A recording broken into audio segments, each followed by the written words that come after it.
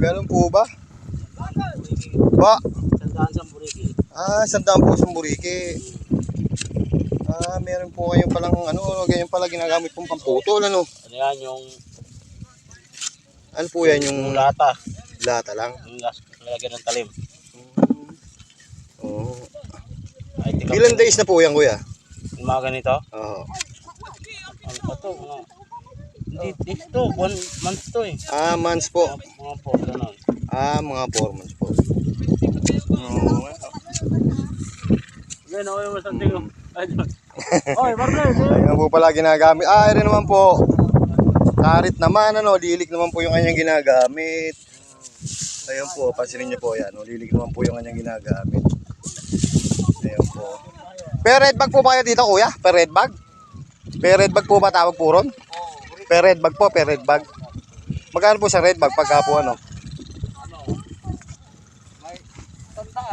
Sandaan po isang red bag sa tao po yun.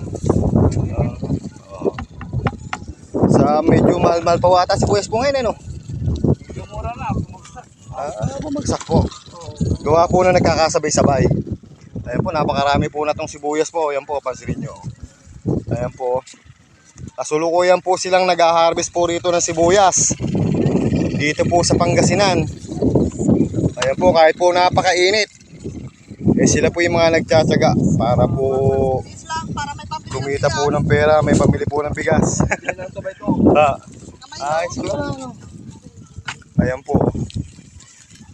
Talaga pong alas 12 na po halos ata. Mga nagtanghalian na po ba kayo? Tapos na po. Ayun po. Magpunta pa po natin po yung nasa kabila.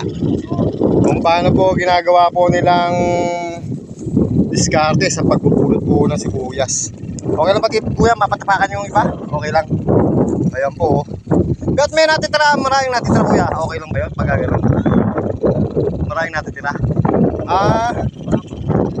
Ibig sabihin po ito, pupunutin uli. Papapakyaw na lang pagkain ganito. Ayan po, marami pa po siyang natitira.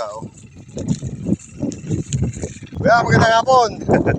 Binibidyo ko lang po yung sibuyas nyo. Saan nyo po ba dinadala ito, kuya?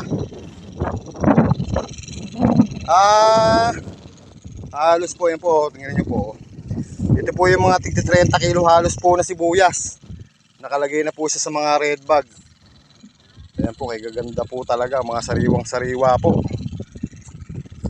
Ang diskarte po nga po pala nila, ayan po. Talaga pong sariwa po pala talaga nilalagay po sa red bag. Hindi na po talaga pinatitiyo. Yung pong kabubunot-bunot lang po talaga. Ayan po, pansinin nyo po, sariwa pa po yung kanyang pong mga tangkay. Ayan po, pansinin po natin. Ayan po, napakarami po nila. Halos po, may sektare pa to tita, meron po, meron po sektare po ito, tita, Ayan po, nakalagay lang po talaga sa lupa. Ano po yan, tita? Yung mga third class na? Ano po, tita? Bitters. Ano po? Pickles. Pickles po tawag po sa ganito. Pickles pala tawag sa mga ganito. Pwede pong hindi po istakin. Ito po ba yung ginagawang istakin? Ito pala ginagawang istakin. Ano po? Ito daw po yung mga ginagawa pong pang-stack na sa mga panluto po, Ayan po, yan, Pero ano rin po kayo dito? Pero red bag din po, tita. Ganun po pala. Talaga pong sakripisyo po talaga maghanap buhay, po, tita. Talaga pong napakahirap. Oo nga, nakita niyo po, napakarami po nila. Handong pa po sa dulo.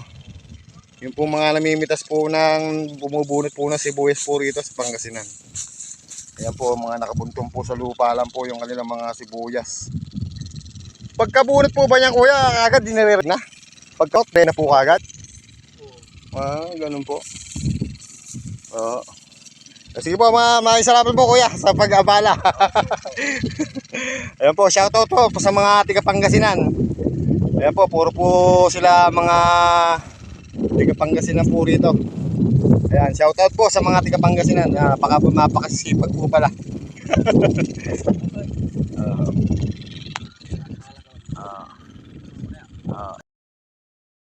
Kuya, maraming salamat po. Ayan po yung mga tiga. Kuya, ano pangalan mo? Mark Anthony Mark Anthony po. Cortez. Cortez. Ayan. Ayan po kung paano po sila ganyan po ang paraan ng pagkuha po ng sibuyas, pagbubunot po ng sibuyas, talaga pong tiyagaan. Ayan po. Saka po may pambili ng bigas. Oo nga tita, talagang sakripisyo ano po. Yan po yung nakakaari. Ayan po. Ayan. Yan po may-ari po yan. Ay, sa kabila po na yun. Oh. Ayan po. Ano nila ba? Ano? Sige po. Ayan po sila, yung mga tiga Pangasinan. Sige po. Maraming salamat po. Kuya, maraming salamat.